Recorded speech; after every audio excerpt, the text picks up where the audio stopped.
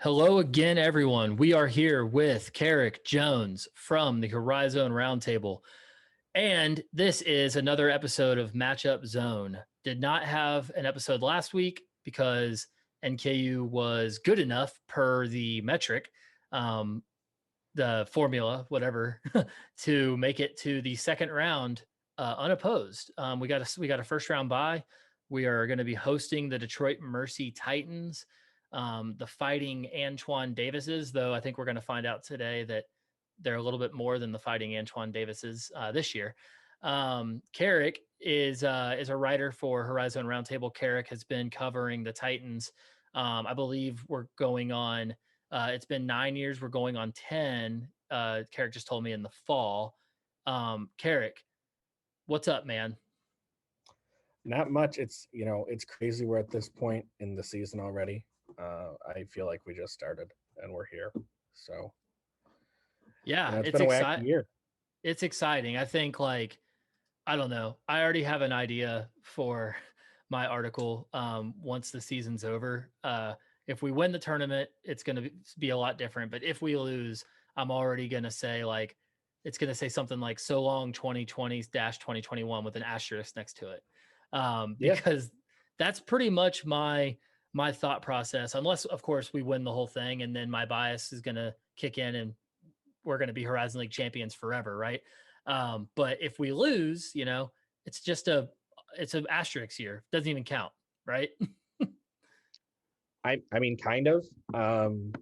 It's really going to be, and I'm not really worried from a Detroit standpoint, but how many guys don't use their extra year? It sounds like, at least for Detroit Mercy, the only person that's not coming back is Brad Calipari, and he doesn't play. And that's just because he's going to go right into making some money, Right. Yeah. I mean, I don't, and who knows where he's going to go. I think, my good friend that played at Detroit Mercy that coaches at Arkansas, Pat Ackerman, probably will make more money in this year than Calipari will next year. But, he's in year 4 or 5 of coaching. But it's crazy. Like, let him go make his money, because he's not. I mean, what are you going to get, a second master's degree? He's getting a master's degree in liberal studies. So, hey, good for him. I guess he's been a big help this year, coaching wise, from what I've heard. Who knows? But it's going to be crazy, because I think there's a better chance than people think that there's going to be 5 years of Antoine Davis and Chris Brandon, because the Davises are weird. So, we could see 2 more years. Far be it for me to insinuate nepotism or anything like that, but it's not like Brad Calipari is facing any type of restrictions on making connections and finding a job throughout the league. I'm sure that whatever job he gets will be based on heavily on merit, of course, but that doesn't necessarily mean that there won't be a couple phone calls made to at least open the door up for him. Oh, sure. And from what I've heard, he can really coach. So, but sure, he's been around it his whole life. Right, exactly. When you've grown up around it, and he grew up with his dad and coaching the NBA, and then going to Kentucky and growing up there and doing that, and then coming to Detroit and playing for Mike Davis for 2 years, he's gotten different perspectives. And he took a 5th year coming out of high school, so he's, it's that time. He's probably 23, 24. So it's time, and good for him. The important thing will be how's his recruiting as an assistant coach, which coming from, he's probably got the genetics for it, right? And connections. I mean, he seems enough like a well-liked guy. And I'm sure he's pretty well connected around the country. Yeah. I mean, he's for sure, there's going to not be a lot of barriers in his way, right? He's going to know at least where to go to knock on doors. So I think he'll be successful wherever he goes. For sure. Well, we're kind of going down a path here that it doesn't relate necessarily to the game coming up, but it is interesting to at least kind of talk about some of that stuff that fans might not be necessarily aware of. I think a lot of fans last year were excited to find out that Calipari, NKU fans specifically, were excited to find out that Calipari was coming to Detroit, because there was a lot of like hypothesizing. Is it possible that John is going to come to BB&T? Well, he in fact ended up coming to BB&T to watch Brad play, and that was, you can imagine that was really exciting for NKU fans, who many of which are UK fans first, and then NKU Right. fans second. So, or maybe even not UK fans, but like UK haters, but still very excited to see one of the greatest coaches in the country. So I think those like side stories are very interesting for fans to keep up with. Karic, there's a perception that I'm noticing throughout the NKU fan base. I don't see, it's really interesting, right? Because I'm kind of plugged in.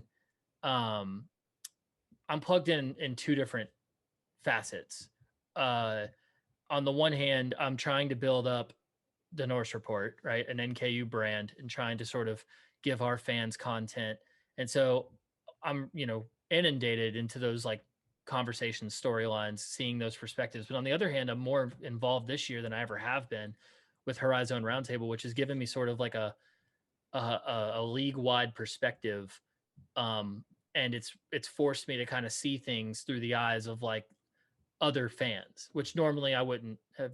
I normally wouldn't have had to do. I kind of lived in like this NKU echo chamber, and so it's really funny. I'm seeing two completely opposite storylines or like perspectives surrounding this NKU game. For example, and this is a really good example because the numbers are equal.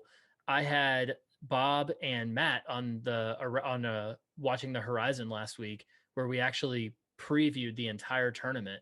And when we came up to the NKU Detroit Mercy game, Matt and Bob like easily picked Detroit Mercy, and it was not even really much of a conversation. It was, in fact, they didn't even really give me a reason why. They spent their time apologizing to me, basically, that they did that. And I was like, I mean, that's cool. I'm picking NKU because I'm an NKU guy, whatever. And then I run Norse Report primarily specifically on the Last Call show that I do with Larry Weichel and Michael Ruscher. And neither one of them thinks that Detroit Mercy has a chance. Not just like they think we're going to handle them. And Larry's calling a 17-point win. I don't think that's going to happen. I completely agree. So on the one hand, I'm sitting here defending NKU with the Horizon Roundtable guys and picking them to win. And on the other hand, I have to go and defend Detroit Mercy to my two NKU Norse Report guys. And it's just funny because I'm getting kind of the best of both worlds there. So I want to hear from you. And I know that you're a big Detroit Mercy fan, big Detroit Mercy guy, but you're at least a journalist and you're able to be a little bit objective. I think the big thing for fans, and I know as I've been talking for a while, I'm gonna leave you with this and I'll let you go. I think the biggest thing for NKU fans is this like narrative, the same old Detroit Mercy. You shut down Antoine Davis, laughable, but you shut him down and they won't be able to beat you. Tell me why this is a different team this year than it has been in years past. And also, if you, in your comment or in your thought, tell me a little bit about like why the shutdown Antoine Davis strategy is not, you don't do that. That's not, you can't do that. You can't count on that. And then two, even if you do, why that still might not work based on some of the other players he has. Well, I think the first thing is they're on a tear since their you call it their mental health break, COVID pause. Who knows why they took it? I mean, I could go down a really long road about they're going to sue the Horizon League. They don't want to go to Chicago and not only play one game and get stuck in quarantine. And there's all this other stuff. But since they took that break and they came back and played Oakland again, they're on a tear, 10-12. I mean, their Ken Palm is shot through the roof. I think they are 139th in the country now. Really efficient offensively, and in this tear they're on, Antoine Davis hasn't scored less than 23 points. Even in the losses, he hasn't scored less than 23 points. He's been over 26 points in all but 2 of those 12 games. He's shooting like a madman for 3. It's right around 45%. I think you can slow him down. I don't think you can stop him. But this is not just the Antoine Davis show anymore. There's 7 other guys that regularly get play time. Bull Cool has proved that, in high stress situations, he can make big shots. And he can go off for, 15 to 20 points. Noah Waterman is hot and cold, but when he gets hot, he gets really hot quickly. And he can knock down multiple threes in a row. There's a lot he needs to work on in his game. He's a redshirt freshman. He was sick at the start of this season and then injured. Um, but I think he can be an all-conference player. I mean, he shoots the three. He's almost 7 foot tall. He can drive in the lane like a guard. Um, I think Antoine not having to play point guard anymore and having Markel Frazier and Matt Johnson be able to spell him, especially Frazier's been super efficient. He's had 50 assists since we've been on this winning, uptick. And he's top 10 in the country in efficiency. He's a weird looking guy. He's 6'6", 6'7". He doesn't shoot from outside. He gets put right on the top of the box in the zone a lot, even though they play a 2-3 and a 1-3-1. It looks like he doesn't do anything, but his length and his ability to pass the ball and find guys in the corner really make him really valuable to us. I think more so than the scorers, he takes a lot of the ball control and um, you know ball carrying abilities off of Antoine Davis's shoulders and allow Antoine to run off screens where he can shoot the ball better. He doesn't have to bring the ball up the court and then jack a three over somebody's head. Chris Brandon is finally healthy. He had broken his wrist, I think, in late September, October, and he was, a non-factor at the start of the year. He's another kind of tweener guy. He's 6'7". He might be 6'8". He doesn't look 6'8". Really lanky, but he's like a defensive stopper. He can jump out of the gym. He's had quite a few highlight reel dunks. He was all defensive team last year. This year, he just didn't play enough.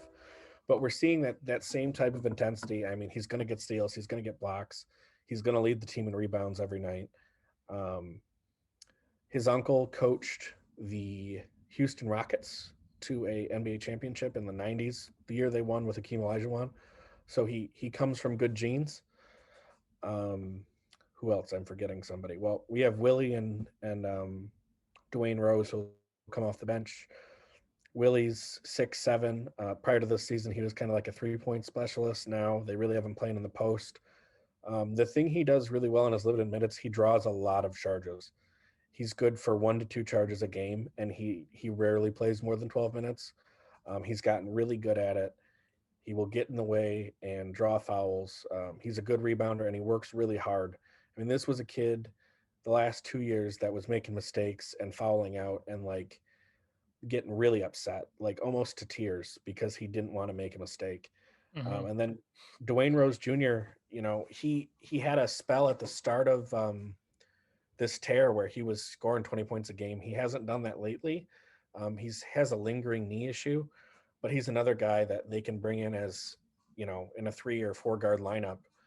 And he can score, but his biggest thing is he's a really good rebounder. And he's not like an elite passer. He's not somebody who's going to have 6 or 7 assists a game, but he can find guys.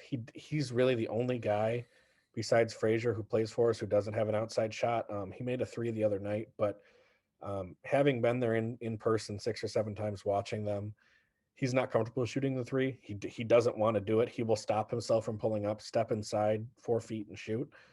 And then the last guy is Matt Johnson, who won Horizon League 6 Man of the Year. I mean, if 2 or 3 guys get hot that aren't Antoine Davis, I think it ends the game.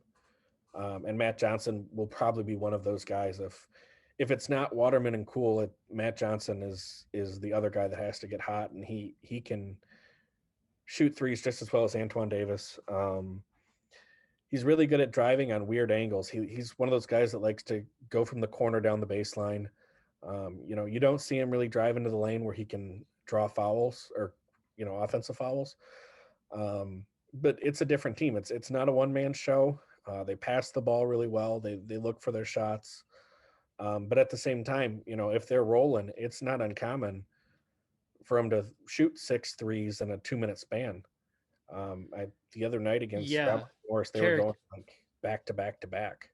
Karic, you've given me a lot to go with here. I want to take you in a specific direction real quick.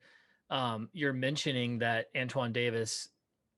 Well, first of all, you make a really strong point about his supporting cast being here, right? Probably best supporting cast. Not even say probably. I mean, he's got a third teamer and a sixth man of the year in his group. And honestly, real quick on Waterman, is Waterman a freshman or not? I mean, he's a redshirt freshman. Do with that what you want. I don't like Well, that but argument. I is think he it's silly. considered? No, I'm not even talking Yeah. about that. Should he? Well, that's my thing. Is He has why wasn't freshman he on? eligibility. So he should have been on all freshman team, or we should at least consider him a snub, in my opinion. Yeah, I mean, and I don't know what the league sees it, and I know Matt and the commissioner, who's, he'll probably watch this. Great U of D fan. I mean, literally a genius. He teaches law school down in, I think, at Capitol. But they were arguing about it. I don't really care. With this year, I know he's got 3 more years. So do with that what you want. Does that mean he's a sophomore? Maybe. I don't know. I know he had a medical red shirt last year, or that's what they were lobbying So for. I just wanted to clear that up real quick though, Karic, because to me, I picked him on my all freshman team, and then I was told by a couple of people that maybe he wasn't going to be considered a freshman, so he might not be on it. It sounds to me like he still is a freshman, regardless of like the extra year thing that NCAA is doing this year.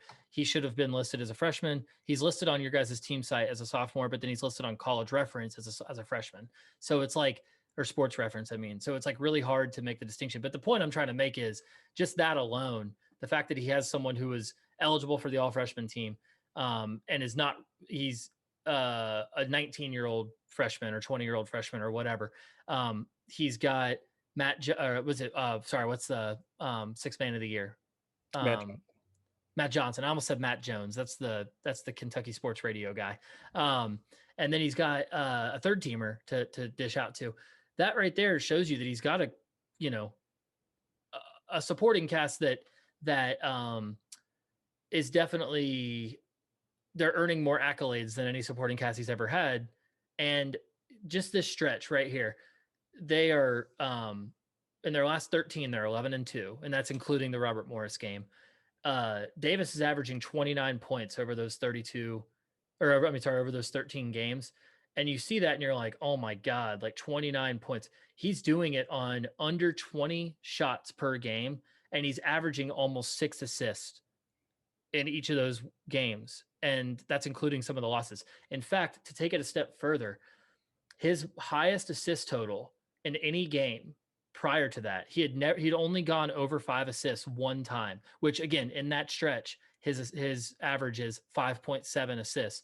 So he's only before that win streak happened, before that break happened, he had broken that 5.7 average one time against Wright State when he had 6 assists. And then every other time he had 5, 4, a lot of 3s and a lot of 2s. Now you look at the stretch he's currently on. The very first game back, he played Green Bay, only had, let me take a look here. He only had, or I'm sorry, first game he had 8. So already off to a huge start there. And then every game, I mean, just like he's only had 3 assists twice. And every other game he's been 4 or higher. And a lot of them have been 6, 7, 8. I see 8 on here 3 times. So that's not an Antoine Davis that we're used to seeing. The knock on Davis every year has been, oh, okay, he'll score 30, but he's going to do it on 32 shots. This year he's doing it on 20, and he's getting his other teammates involved. And that's clear when you watch the games. There was a couple times just in the 46-point game where he had an opportunity to shake a guy and maybe shoot a 3, but he would kick it down low. Like I remember right towards the end of the game when he was really close to the record, there was a couple plays where one specifically where he had an open 3, or at least for Davis, it was an open 3, right? And it was like 35 feet out maybe. And then he saw a defender coming hard on the closeout. And so he just ooped it to Chris Brandon and gave Chris Brandon a quick 2. And that's just not you don't get that from Antoine Davis typically in prior years, especially NKU fans. We don't see that out of him. So it's just, yeah, to that point, like he's got more of a supporting cast. What do you think the key to victory is for Detroit Mercy, specifically against NKU, but like just in general as well? Like give me just like their general commonalities and their wins, Karic, and then we can kind of dive a little deeper and see how that might apply to their matchup against NKU. I mean, they have to score the 3-point basket at a high percentage. I mean, even if that percentage is only hovering around 30, if they're cold from 3, they're not going to score a lot. This isn't a team that does well inside. They can do it, but it's not fun to watch.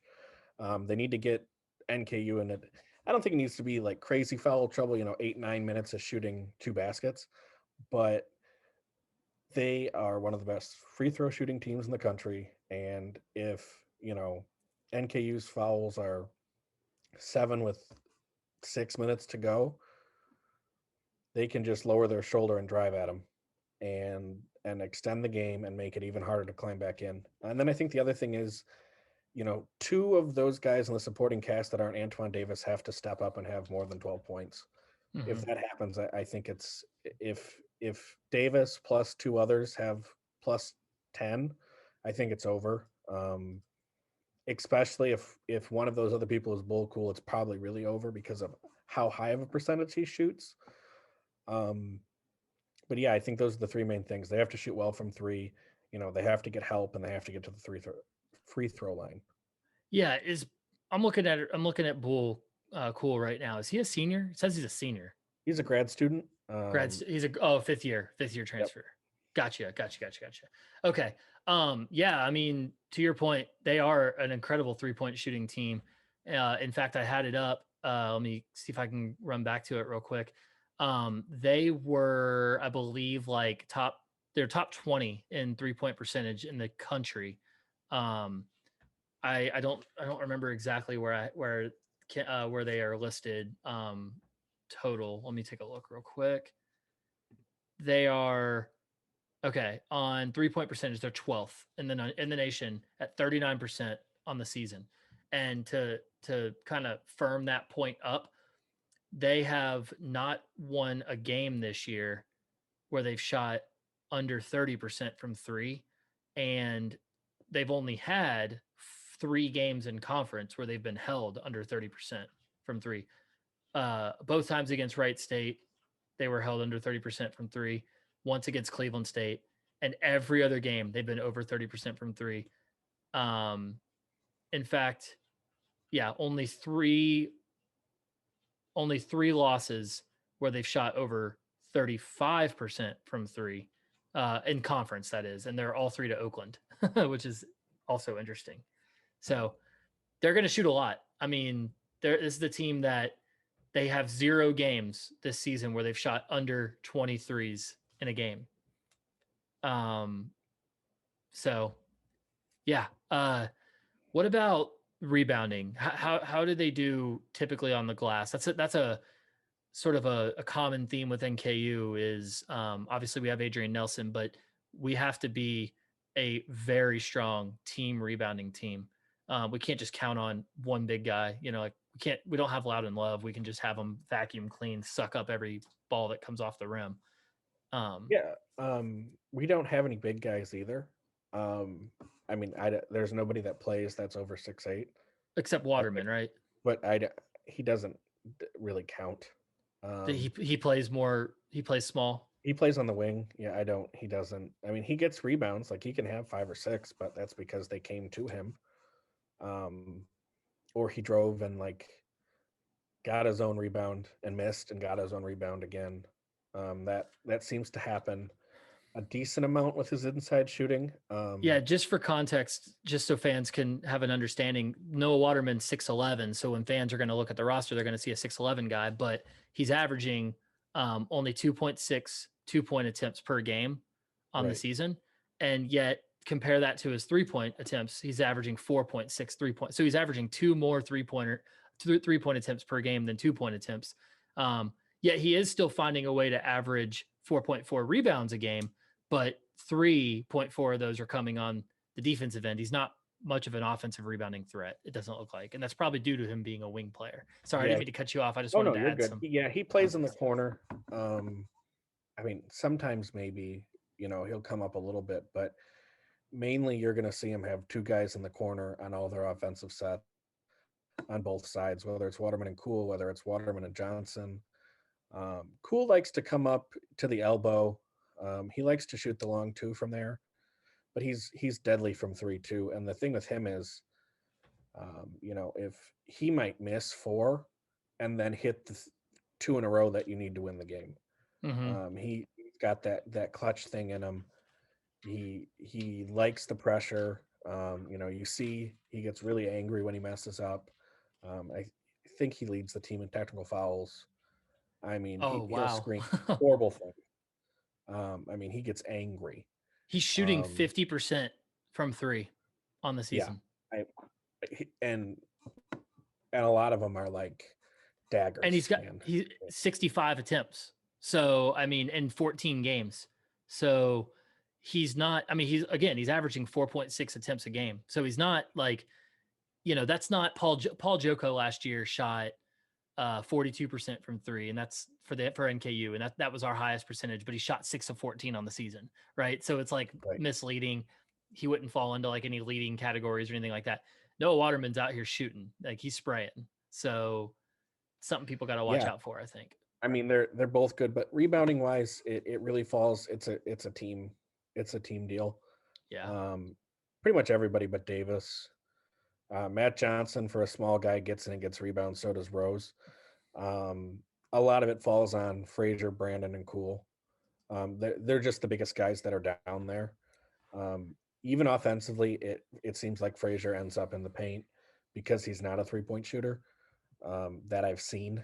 I'm not sure he's attempted like more than 5 or 6. But yeah, it's going to be a gang rebounding thing. I think the biggest, at least size-wise, thing Detroit Mercy has going for them in this game is starting lineup against starting lineup. They're a lot bigger and lankier, and they're going to play the whole game in zone. So they're going to force Warwick to shoot threes over them. Well, see, the good news about that for this is just an NKU thing though. Like the good news for NKU about that is we run a ton of ISO this year. And we, I'm not saying that like Trayvon Faulkner and Marquez Warwick are like, Steve Nash level passers, but they're very good at passing, finding the open man when the defense collapses or when a double team comes. And not to say that Detroit Mercy is going to double team either of them, but when you're running sort of like an ISO set against a zone, because the way a zone's structured, you're going to find help side coming towards you. Or you're going to, let me put it this way, you're going to break down that zone just because you're forcing a player to basically key in on a person if your goal is to isolate them. Do you know what I'm saying? Yeah. And so I expect that's where they can catch Waterman defensively because he's foul prone. Yeah. And not in a really bad way, and he's getting better. He's still really young, and he has no control over his body. And he's probably going to see this, and I'm probably going to get a nasty message. But we have a 7-footer like that too. It's all good. Yeah, he is just a fact of life. Yeah, he's a big guy, and he's young, and sometimes he'll get in situations where it's so easy to draw a foul on him. And I think that's probably where you get into Detroit Mercy's armor is you get 1 or 2 of those wing guys in foul trouble, and then you're running Willie Ciani out there, and he is not the most athletic person on the team, and he's really good at drawing charges, and he's not a bad 3-point shooter, but he doesn't have the length and the athleticism that the starting 5 does. And I think that's probably the way NKU wins is, Detroit doesn't get supporting help or they get in foul trouble. Because if you got to set Waterman and Cool down early, I don't know that this team can recover from that unless Antoine's just shooting the lights out. Yeah. Yeah, man, that's interesting. I now that we're talking through it, I think you know, the easy thing to say would be, oh, Detroit Mercy's going to zone NKU. Well, they're just going to have to shoot really well. But it's, you know, it's not always that easy. One thing that NKU has been so good at these last few weeks is they're making a more concentrated. In fact, one of the big drawbacks, or not drawbacks, but points of criticism that fans have had for NKU, especially on offense of late in the Horn era, has been we fall in love with the 3-pointer. It's the easiest shot to take. You know, you can always get a 3, so why not just shoot it? It's then there's like the, you know, the sabermetrics and all that kind of stuff that say like a 3-pointer is more value and like higher percentage, best shot in basketball is an open 3, all this kind of stuff. But you know, NKU has still had tremendous success over the last 5 weeks or so because they're making a concerted effort to get the ball inside. They're running a lot of pick and roll with Langdon and Nelson, and that is action you can simulate or replicate in a 2-3 or against a 2-3 zone. You can still have those individual man matchups like Bryson Langdon with the ball up top, Adrian Nelson can come up and show a ball screen, and you're still making people have to decide what they want to do. Do they want to commit to coming up and helping off Bryson Langdon's mid-range pull-up, which is a really good shot for us? Or, you know, do they want to stay at home and make sure that Marquez Work doesn't get an open 3 off that help? You know what I mean? So there are ways to expose some like gaps in the 2-3 zone. My hope I'm assuming it's a 2-3 zone they're running, right? Sorry, that's what Yeah, most of the time, but they'll run a 1-3-1. I've seen a little bit of that. They like to keep people out on the lane. I would be very interested to see if they incorporate some trapping into that 1-3-1. You see that a lot. A lot of teams will run trapping out of the 1-3-1, especially against a young team like NKU in a playoff situation, like win or go home. It'll be really interesting to see if I'll be surprised if they switch into a 1-3-1 and don't trap out of it. Have they trapped out of it at all this year? Very minimally, and more since Mark Montgomery's come on staff. You know, they've really been doing more defensively, but they're very confident in run the zone, keep everybody outside, and let them shoot. Okay. You know, they're Mike Davis and the staff are very comfortable with you're not going to outshoot us because it's probably not going to happen. Yeah.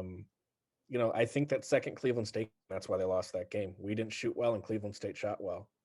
I mean, they were just like, you know what, we're going to run this, and Cleveland State's really not going to go inside. So, you know, let them have the long 2 and the 3s. And Detroit Mercy just, I think you had mentioned earlier, Antoine or the whole team shot under 30, and they lost. So I think that's the biggest thing. I think when rolling smaller guy, and not that your guys' forwards are that small, you know, when rolling guys that aren't 6'10", 6'11" in the paint, that's like easy money for Chris Brandon to smack the ball away. Because he's 6'7" or 6'8", but he plays like he's 7 foot tall. Yeah, very athletic. He can jump out of the gym.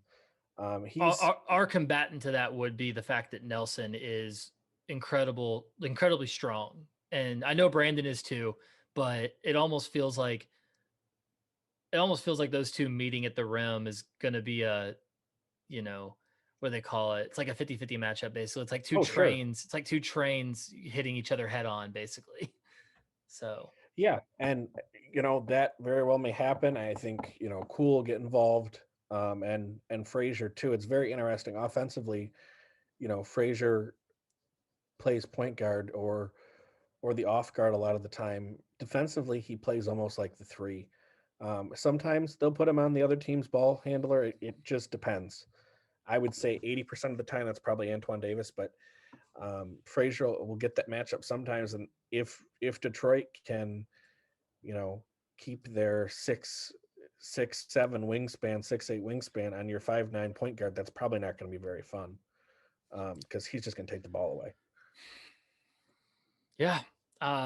We'll see. I mean, it is like I told Karic off camera that, or off recording, that I fully intended when I asked him to come on this show a week ago, I fully intended throwing shit in his face and talking crap. And, saying that there's no way NKU is going to lose. But after watching the game Thursday and like digging a little bit deeper into Detroit Mercy, there's some cause for concern for sure. If you're an NKU fan, there's some reasons to be.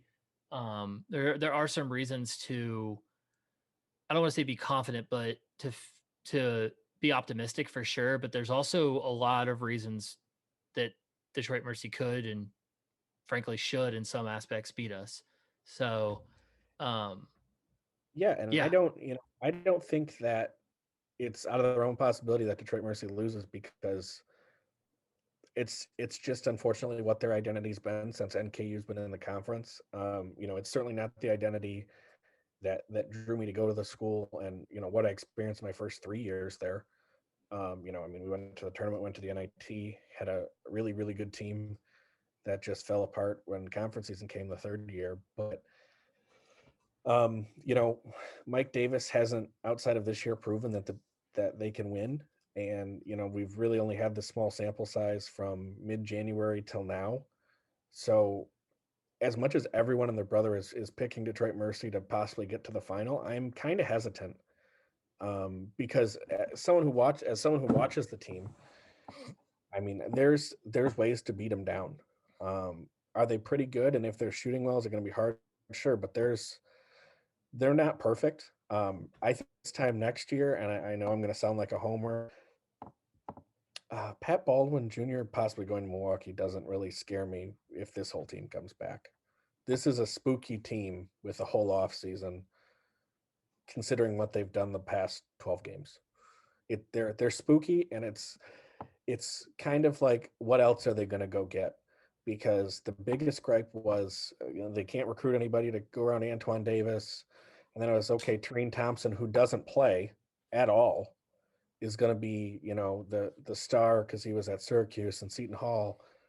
And then like they get Bull Cool and Noah Waterman, who no one knew who they were. Right. And Matt Johnson played less than 100 minutes at St. Bonaventure last year.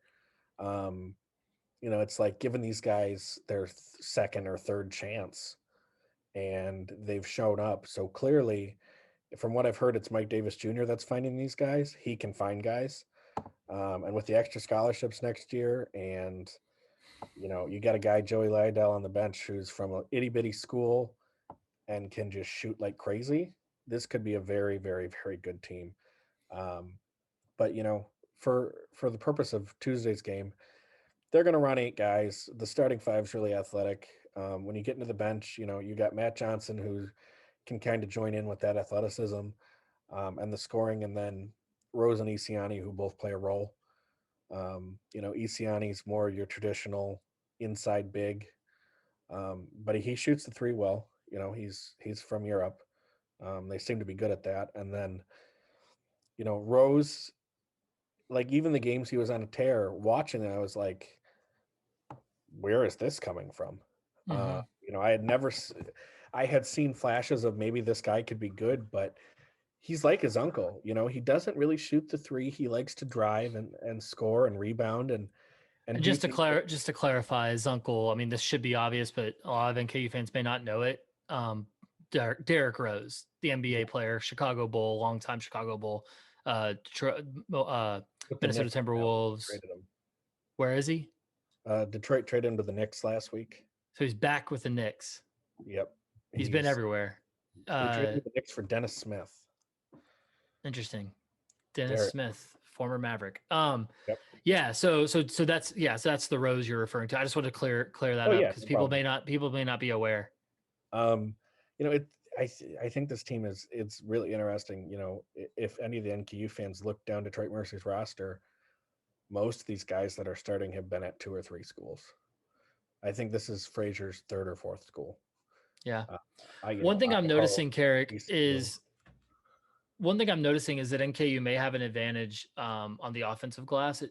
It looks like Detroit Mercy is not a team that's super dedicated to offensive rebounding, and it could be because they shoot such a high percentage they don't have to, and they maybe are getting such good looks on their first look that, again, they don't have to offensive rebound. But their highest offensive rebounding game this year, they had 1 game against Michigan State where they had 12, but then their highest in conference play is 11. And it doesn't seem like their wins and losses are determinant on if they make it to the offensive glass or not. On the flip side, you have NKU, who's had 14 games where they've had over 10 or more offensive rebounds.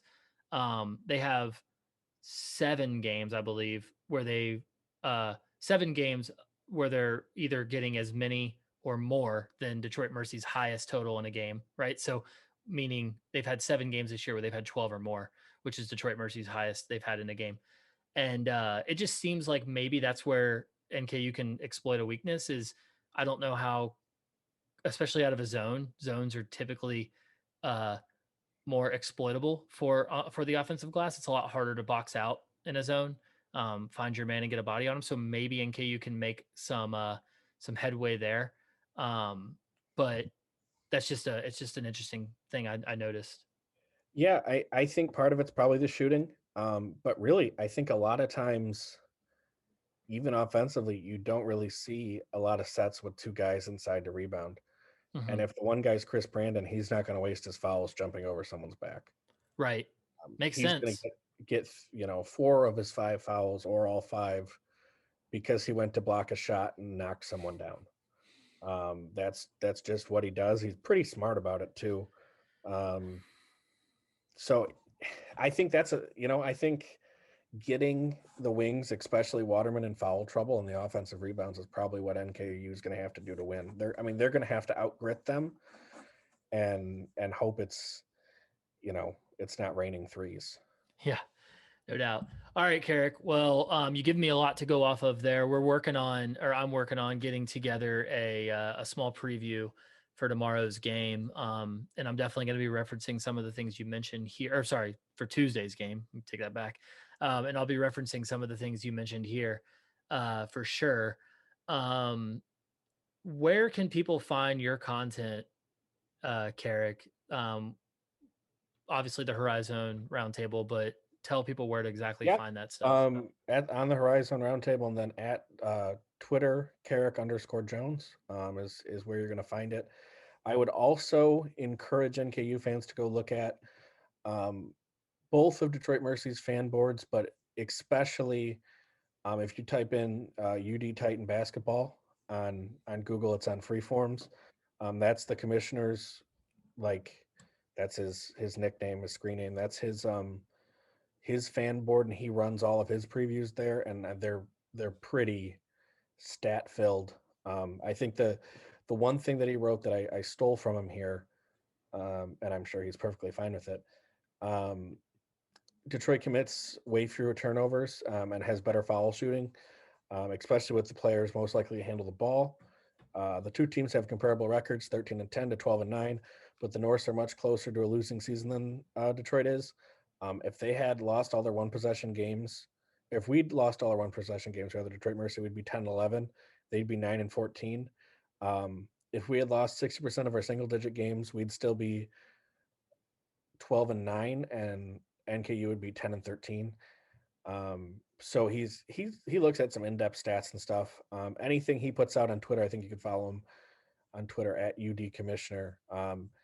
It's pretty stat filled and good content. Outside of me, I would say he's the best guy. Or Tony Paul from the Free Press does a really good job as well.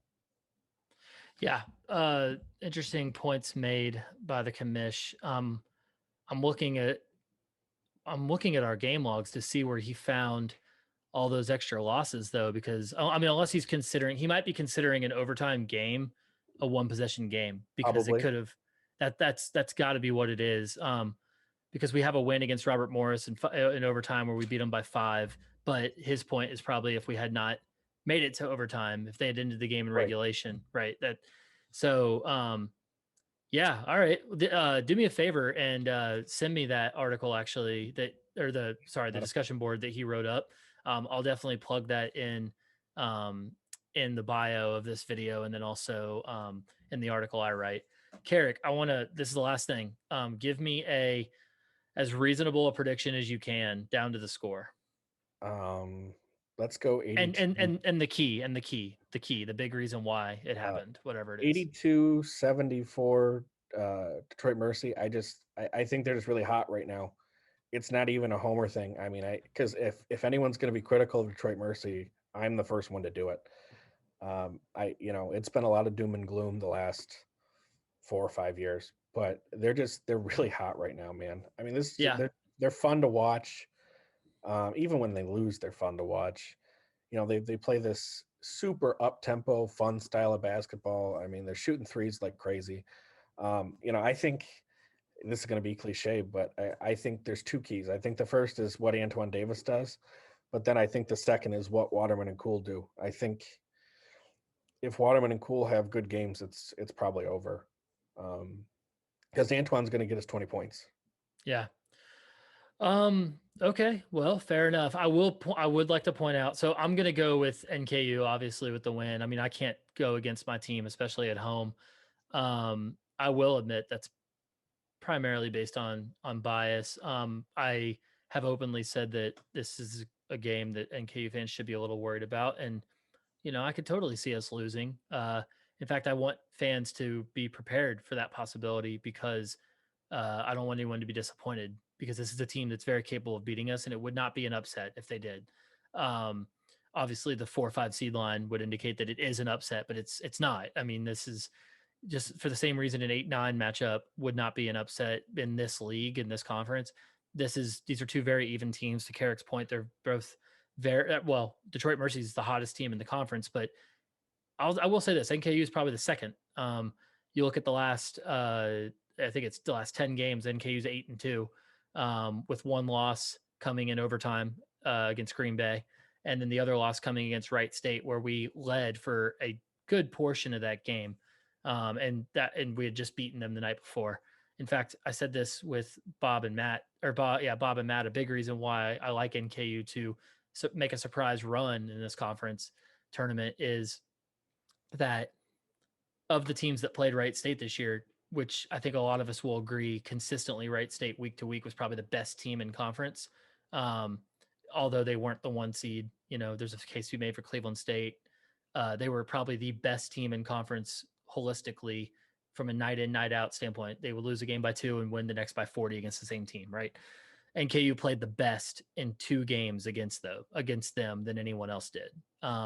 Obviously, Detroit Mercy or Oakland was able to steal a game by 10. NKU's win was only by 6, but then Oakland also got beat the prior night by 40 or whatever, and NKU only got beat by 6. And so the plus minus for NKU Wright State is 0 this year. 1-1 is the record. So I mean, if we use that as the small sample measuring stick, I see that as a huge significant thing for NKU, and that's a good data point against the rest of the league. And that's why I think like we are prime and capable of like making a run in this thing. But it's also very possible we could lose in the first round. And again, it wouldn't be a disappointment. So I do have NKU winning. I would go a lot lower of a score than Karic's going. Karic, you had it at 82-74. Is that what you said? Mm-hmm. I have it more in like the low 70s, high 60s range. Just to put a number on it, I'll say NKU wins 73-68. I'll go that. And I just see both teams play with a little bit slower of a pace than other teams in the league. Not Green Bay. Green Bay is the slowest team in the league, but and I could see, especially in a playoff situation where possessions are crucial, and good shots are important. I don't expect to see a lot of like launching on the first look, but could be wrong. We'll see. So yeah, anyway, I agree. Looking forward to it. Karic, appreciate you coming on, man. We'll have to have you on again. Maybe over the summer sometime, if some news breaks on Detroit, signing a new player or, something where, if anything comes up, Sure. we'll be reaching out, see if we can inform our fan base. Always trying to inform our fan base of the other teams too. So yeah, absolutely. Anytime. appreciate it, man. All right. See ya.